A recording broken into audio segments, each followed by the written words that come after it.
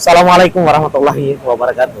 Waalaikumsalam. Kalian dimanapun Anda, jumpa kembali bersama kami pada kesempatan hari ini.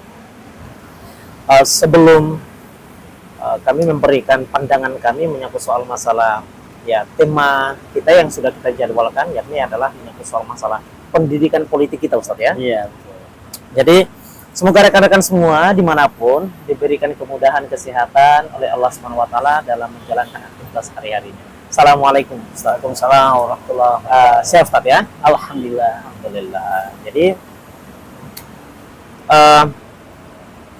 menyangkut soal masalah jadwal yang sudah kita jadwalkan, Ustadz, menyangkut soal pendidikan politik yang harus kita gencarkan, kita perbanyak lagi, sebab mengingat ini adalah tahun politik, biar orang itu punya basic politik juga gitu, biar dia tidak buta-buta di dalam memberikan pilihannya ataupun dalam memilih dan menilai siapa yang layak untuk kemudian bisa memimpin posisi jabatan sebagai seorang penguasa gitu. Karena ini penting, Ustadz. Sekali kita nyoblos itu menentukan 5 tahun masalahnya. Betul, betul. Jadi kan itu waktu yang panjang. Kita nyoblosnya paling cuma 1 detik tuh. Tapi untuk 5 tahun. Jadi memang 1 detik itu memang harus betul-betul berdasarkan pengetahuan yang baik, sehingga kemudian bisa mengantarkan masa depan kita selama 5 tahun itu dengan baik juga, kan begitu, Ustaz. Nah, Ustaz, pada pekan lalu, dan kita akan tampilkan di atas ini ya linknya, kita sudah sampaikan menyangkut soal kedaulatannya, sumber kedaulatan ya.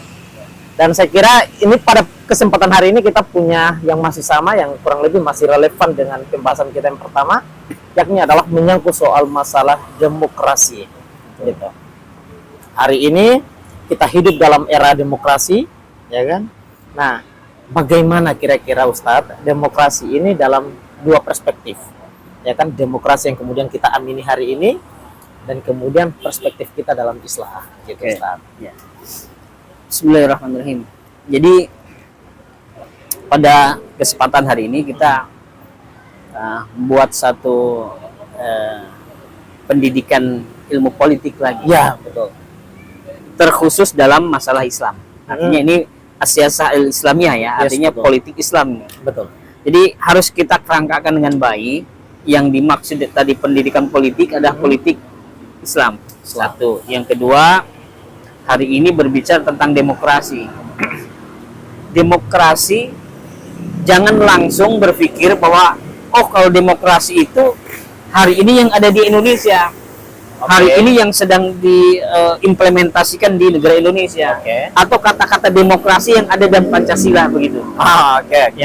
Tapi demokrasi di sini kita berbicara adalah demokrasi yang memang dari pangkalnya, dari hulunya, dari nenek moyongnya ini yang sekarang sedang bergulir di dalam sistem demokrasi. Ya, jadi hari ini kita bicara menyampaikan kata demokrasi bukan tertuju pada negara Indonesia. Ya, itu titiknya ya. Betul. Jadi kalau kita bantah tentang demokrasi, konsep demokrasi, demokrasi kita nggak begitu lah. Justru itu kita bukan demokrasi yang terjadi hari ini yang ada di Indonesia. Walaupun dengan kata yang sama ya, demokrasi begitu. Kalau kita hadirkan di Indonesia berarti terbatas. Di Indonesia itu terbatas. Yang kedua juga packagingnya beda. Packaging kita itu bukan packaging murni demokrasi yang datang dari negara-negara yang punya sistem demokrasi. Yang kita adopsi. Kita adopsi sedikit, mungkin begitu. Kemudian dikonversi, kemudian dibentuk, diolah agar lebih ketimuran, agar lebih sesuai dengan Pancasila dan sebagainya. Itu ya. Tapi yang kita maksud adalah demokrasi yang datang dari awal. Sistem demokrasi yang juga memang dianut oleh negara-negara yang memang dia datang dari sistem demokrasi murni. Katakanlah contohnya Amerika lah, atau mungkin yang sejenisnya. Jadi yang kita maksud bukan Indonesia, ya. Tapi yang kita maksud adalah konsep demokrasi dari awalnya.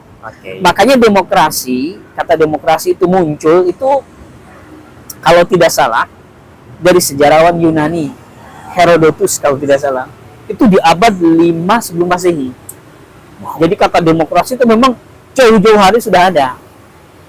Namanya tetap demokrasi. Namanya ya Demos Kratos.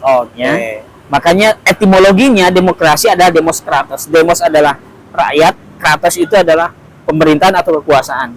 Makanya seorang filosof, kalau tidak salah itu Lane and Elson itu, dia menyebutkan demokrasi adalah sistem pemerintahan rakyat. Ya. Atau sistem kekuasaan rakyat mayoritas. Oke. Itu adalah pangkal tuh, ya. Oke. Jadi karena sudah punya etimologi dan terminologi di dalam sistem demokrasi adalah satu sistem pemerintahan yang segenap rakyat ikut andil di dalamnya, di dalam pemerintahan tersebut, langsung maupun tidak langsung, melalui perwakilannya. Itu demokrasi itu. Di awal dari situ. Oke. Maka muncul dari kaidah ini adalah kaidah rakyat adalah punya kedaulatan tertinggi atau terbesar. Dulu kita sudah ngomong tentang sumber kedaulatan kan? Betul. Dari sinilah muncul kaidah, berarti rakyat menjadi sumber kedaulatan. Kita sudah ngomong apa itu kedaulatan, ya kan? Betul. Nah, maka otomatis sistem demokrasi diambil oleh satu negara, dia tidak punya pilihan kecuali punya akidah kapitalisme. Nyambung lagi ya dengan yang sebelumnya. Ya. Harus punya akidah kapitalisme karena di dalam akidah kapitalisme ketika demokrasi dimasukkan, dia harus ada pemisahan antara agama dengan kehidupan. Harus dipisahkan. Karena kalau tidak dipisahkan, demokrasi murni ini tidak akan nyampur. Tidak akan bisa berjalan dengan baik. Tidak akan bisa terimplementasi dengan benar. Jadi memang harus ada pemisahan. Harus ada, ini untuk demokrasi murni. Ya, demokrasi murni. Negara-negara hari ini yang notabene-nya dia memakai sistem demokrasi, tentu dia kalau tidak kapitalis, ya rata-rata sekuleris. Ya, itu adalah 11-12 sama saja. Artinya memisahkan agama dari negara. Atau memisahkan agama dari kehidupan bernegara. Tepat. Ya. Itu sistem demokrasi murni. Ya. Kita tidak ngomong Indonesia nih. Ya. Betul. Maka dengan seperti itu kaidahnya rakyat menjadi sumber kedaulatan tertinggi. Dengan rakyat sebagai kedaulatan tertinggi, maka rakyatlah yang membuat undang-undang. Oke. Ya? Betul. Rakyat yang membuat undang-undang, rakyat yang menetapkan undang-undang, rakyat yang meminta, memilih, memerintah pemerintah atau penguasa untuk melaksanakan undang-undang. Rakyatlah yang memberhentikan itu penguasa, rakyatlah yang memberhentikan itu presiden. Dan rakyatlah yang menghukumi dirinya sendiri. Dia tuan bagi dirinya sendiri. Oke. Karena dia adalah sumber kedaulatan dari kedaulatan. Artinya sumber dari segala sumber. Bersumber dari demokrasi itu sendiri. Betul. Itu rakyat. Itu demokrasi murni. Maka kalau kita sedikit simpulkan, berarti demokrasi adalah bersumber kedaulatan rakyat. Artinya rakyat punya kedaulatan tertinggi. Makanya tak heran jika kemudian ada bahasa bahwa Vox Populi, Vox Dei. Betul. Kan suara rakyat adalah suara Tuhan. Karena dia pemilik kedaulatan itu sendiri gitu ya. Itulah datangnya demokrasi. Yang kedua, harus ada pengagungan terhadap suara kedaulatan rakyat. Harus mau nggak mau itu. Yang ketiga, muncul konsekuensi bahwa suara rakyat adalah satu-satunya suara kebenaran. Suara rakyat satu-satunya Suara kebenaran dan suara mayoritas. Suara mayoritas adalah mau tidak mau itu adalah suara kebenaran. Nice. Tidak memandang minoritas. Dan yang terakhir di situ, maka akal menjadi satu-satunya jalan untuk menentukan hukum. Akal menjadikan satu-satunya jalan untuk menetapkan hukum. Dari kesimpulan itu, tentunya jelas bagaimana kalau kita menyoroti dalam perspektif Islam, toh? Ya. Islam, saya pernah mengatakan sebelumnya, kedaulatan ada di tangan syara, itu sudah beda. Ya. Baik, nanti. Ini sebelum lanjut Ustadz ya, biar nanti penyampaian kita ini nyampe gitu loh. Jadi teman-teman semua, saya kira karena ini saling berkaitan antara satu dengan yang lainnya. Sebelum teman-teman melanjutkan pembahasan, menonton pembahasan kami pada kesempatan hari ini, alangkah baiknya kami cantumkan link video-video kami sebelumnya di sini. Ya, jadi silahkan ditonton terlebih dahulu biar kemudian keseluruhan dan objektivitas daripada informasi dan konten ini bisa didapatkan oleh teman-teman Betul. semua, sehingga kemudian tidak ada miskomunikasi di sini. Jika memang tidak Iya. dilihat secara menyeluruh, Betul, ya. betul. Baik, gitu Ustaz. Oke, jadi dari datangnya tadi kesimpulan itu jelas kita sudah melihat perspektif Islam jauh sekali kan. Ya, betul. Tapi bolehlah kita kupas sedikit-sedikit. Oke. Kita contohkan negara Sedikit-sedikit ya. Ya, sedikit-sedikit. Bisa saja ini berapa part gitu ya. Ya. Kita contohkan misalnya negara demokrasi murni, Oke. satu negara adidaya. Siapapun itu rakyat, dia menjadi penguasa tertinggi. Tertinggi. Ini Maka demokrasi murni. demokrasi murni. Oke. Maka dia menghantam pemerintah demo sendirian, Pak, di depan Gedung Putih. Sendirian dia memaki pemerintah. Oke. Bahkan ini salah satu aktris terkenal di situ. Betul. Perempuan, dia topless, Pak. Oh iya. Topless dia. Aksi protes dia gitu Aksi ya. protes dia kemana-mana, yang atas aja. Ya. Oh, orang kemudian protes sendirian. Itu diamini begitu. Oke. Karena itu konsekuensi logis daripada demokrasi murni. Oke, betul. Masuk. Yang penting dia tidak merusak fasilitas umum. Oke, jadi resonansinya itu adalah hak dia. Betul. Demokrasi. Oh, itu rakyat. Rakyat. Penguasanya dia. Oke. Ya. Mau seperti apa silahkan. Dikasih waktu. Berjam-jam dia demonstrasi dan sebagainya. Sudah selesai, dia suruh pulang, nggak apa-apa. Dan itu bebas. Mau seperti apa etika itu berbicara, adab itu berbicara, tapi bicara tentang demokrasi ini adalah hak dia. Iya, hak dia. Oke. Digunakanlah itu. Itu diamini oleh negara. Ada lagi yang protes yang lebih dari itu. Bahkan di negara lain yang juga mengamini demokrasi murni itu, protes kemudian tidak hanya toples, Pak. Oke. Bahkan hampir seluruhnya tidak ada protes di depan istana, proses di depan pemerintahan, itu biasa saja. Oke. Nah, itu demokrasi. Ini rakyat yang menjadi sumber dari kedaulatan Oke. di negara tersebut. Bahkan keluar daripada etika, dia masuk ada satu wilayah yang memang boleh dia nudis di situ. Ya, boleh. Oke. Itu kan tidak cocok dengan kita. Makanya saya tidak berbicara Indonesia. Oke. Berbicara demokrasi ini ada demokrasi murni. Oke. Secara menyeluruh ya. Secara menyeluruh. Ya, kalau Indonesia sudah beda. Oke. Nah, Indonesia bukan negara yang seperti itu. Oke. Nah, oleh karena itu tadi sumber kedaulatan sudah diambil alih, kemudian pengagungan terhadap sumber kedaulatan, kemudian suara mayoritas sebagai suara kebenaran. Oke. Kalau mayoritas di satu tempat tersebut, satu wilayah tersebut adalah menginginkan satu keinginan yang itu secara norma adalah menabrak norma sebenarnya. Tapi karena itu suara mayoritas, oh dia harus diamini, Pak. Karena suara mayoritas ada suara kebenaran. Betul. Tidak boleh dia kemudian dihantam dengan cara apapun. Itu sumber kedaulatan. Dan yang terakhir tadi, akal menjadi ujung tombak. Akal menjadi salah satu jalan keluar untuk menetapkan hukum. Nah, akal itulah bagi mereka adalah tumpuan untuk membuat undang-undang. Sedangkan akal itu banyak kelemahan untuk membuat undang-undang. Dia tidak bisa mengenal satu etik. Dia tidak bisa mengenal satu moral. Jelas, kalau rasionalitas dimunculkan tanpa ada nilai etik dan spiritual, moral, maka nilai-nilai yang terkandung di dalamnya, maka tidak boleh ada nilai agama. Begini, katakan tadi, akal harus membuat satu undang-undang. Bagaimana akal dia bisa menimbang satu bentuk keterpujian dan ketercelaan? Keterpujian satu bentuk kebajikan dan ketercelaan satu bentuk kezaliman. Bagaimana memandang akal? Akal tidak bisa memandang itu. Kecenderungan fitrah alami juga kadang itu bisa mempengaruhi akal. Jadi di satu tempat dengan akal, hal tersebut itu jelek dan menjadi satu mayoritas di satu tempat untuk tidak buat undang-undang atau pelarangan undang-undang tersebut. Tetapi di dalam lain tempat dengan akalnya, karena ada kecenderungan fitrah alami yang mempengaruhi akal, maka mayoritas disebut nyebutnya boleh.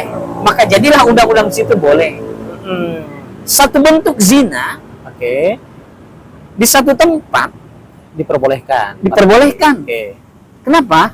Akal dia tidak mampu memikir atau akal tidak mampu membuat satu ketetapan undang-undang di situ karena kecenderungan fitrah alami tidak masuk di situ. Maka bolehlah misalnya. Tapi di lain tempat itu ada pelarangan zina. atau pelanggaran konstitusi. Oke. Karena akal yang lebih kuat, kecenderungan fitrah alaminya dia hilang, sehingga hilanglah tuh satu bentuk substansi moral di satu tempat, substansi moral di satu tempat lain. Jadi dengan akal itulah banyak kelemahan membuat satu undang-undang. Oke. Dan itu ada konsekuensi logis ketika sumber kedaulatan itu adalah kepada rakyat. Itulah di dalam demokrasi.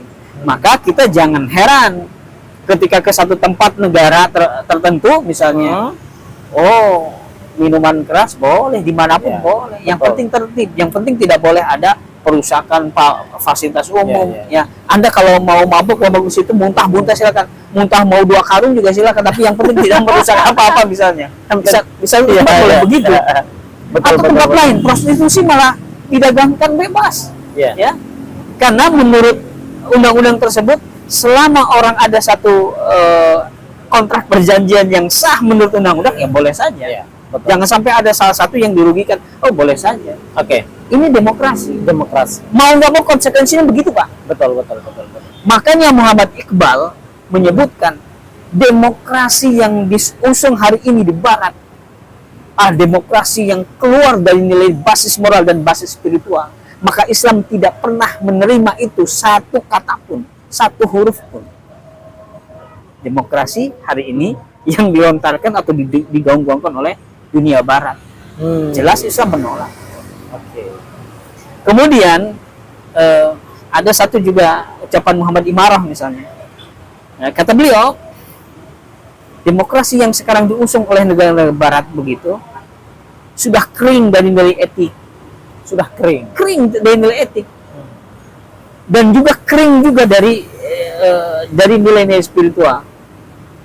Ada yang sama kita ambil Oke. jika itu sesuai dengan berkesesuaian dengan sumber kedaulatan kita, yaitu syarok. Oke. Maksudnya ada syarok, dan ada yang kita tolak mentah-mentah karena memang jauh dari nilai syarok. Bertolak belakang berarti dia menggunakan Sangat jauh asas sekali. penyesuaian. Betul. Oke. Ada banyak yang seperti itu. Salah satu juga mufasir Indonesia misalnya, juga ikut andil berbicara tentang masalah demokrasi secara umum ini, bahwa demokrasi yang murni atau yang sedang digaungkan oleh negara-negara Barat itu secara basic fondasinya selama itu adalah berkesesuaian dengan Islam, maka kita bisa ambil. Tapi banyak yang kemudian tidak bisa kita ambil dikarenakan jauh bertolak belakang dengan nilai etik di dalam agama, sehingga tidak bisa. Contoh misalnya yang berkesesuaian di dalam Islam, ketika harus menentukan satu persetujuan perundang-undangan di dalam hukum yang boleh, maka dan melibatkan masyarakat, melibatkan rakyat, maka itu diambil oleh syara, ya. Atau di dalam pandangan umum, di dalam pembuatan undang-undang yang secara rinci di dalam syariat belum ada, dirincikan oleh orang, dirincikan oleh penguasa, maka itu diambil alih. Boleh ya? Boleh. Boleh. Nah, makanya dalam satu prinsip di dalam Islam, ya, seorang khalifah atau seorang presiden, seorang penguasa, ketika sesuatu undang-undang itu sudah nyata di dalam syariat, maka dia tidak perlu lagi berbicara bermusyawarah lagi dengan ahlul hal Untuk pembuatan undang-undang baru lagi itu sudah harus ketetapan saja, penyesuaian saja. betul. Dan dia tinggal melaksanakan, mengimplementasikan apa yang di dalam undang-undang syariat, Menjalankannya itu. Tinggal saja. menjalankan sesuatu yang sudah qot'i, sudah pasti di situ. Qot'i di dalam penunjukan dalilnya, qot'i penunjukan terhadap hukumnya. Tapi ketika sesuatu itu adalah hal yang masih boleh, mubah, maka dia berbicara dengan ahlul halli wal aqdi, dia berbicara dengan masyarakat, dia menerima masukan-masukan dari masyarakat, sesuatu yang di situ hukumnya boleh untuk diundang-undangkan. Mayoritas bilang boleh, berarti dia boleh. Itu yang diambil alih. Itulah Islam begitu. Jadi Itulah demokrasi. perspektif itulah Islam. demokrasi Islam. Tapi makanya Islam tidak mau dengan bahasa demokrasi murninya, ya. Islam mengambil atau mengamini demokrasi itu yang sudah sesuai dengan paketan Islam. Jadi jangan sampai ketika itulah demokrasi Islam, otak kita demokrasi murni, bukan. Atau kita sedang berbicara tentang demokrasi murni, yang dimaksud demokrasi Islam. Khawatir kita pemahamannya jadi salah begitu. Betul. Ya. Ini yang harus ditekankan pada pemikiran kita, bahwa demokrasi yang diusung oleh negara-negara luar itu tentu banyak cacatnya. Ini cacat dari akal dulu nih. Jadi esensi memahami akal untuk membuat undang-undang akan banyak cacatnya di situ. Dan ini sebagai bentuk konfirmasi juga Ustadz ya. Ustadz melihat apakah kemudian mereka menggunakan dan merancang demokrasi ini apakah menggunakan pendekatan agama ataukah tidak? Jelas tidak ya, barangkali ya. Nah, sekarang bagaimana dia mau menyebutkan bolehnya minum khamr, ya? Oke. Bagaimana dia bisa menentukan tempat-tempat prostitusi yang legal secara negara? Artinya jelas bahwa di sini tidak ada terjadi kekosongan agama di sini menjadi. Judi jelas tempatnya dan itu diumumkan Dan itu bahkan ditantang oleh agama. Oh, iya, Jelas, jelas. ya. Betul. Dan banyak hal lah. Belum lagi kepada nilai-nilai etik tadi. Betul. Tadi contohnya etik itu ya. Iya, iya, betul. Demo dalam keadaan toples dan sebagainya ya. Ya tentunya kan secara etik moral itu kan jauh, Pak. Betul, betul. Nggak bisa diambil itu.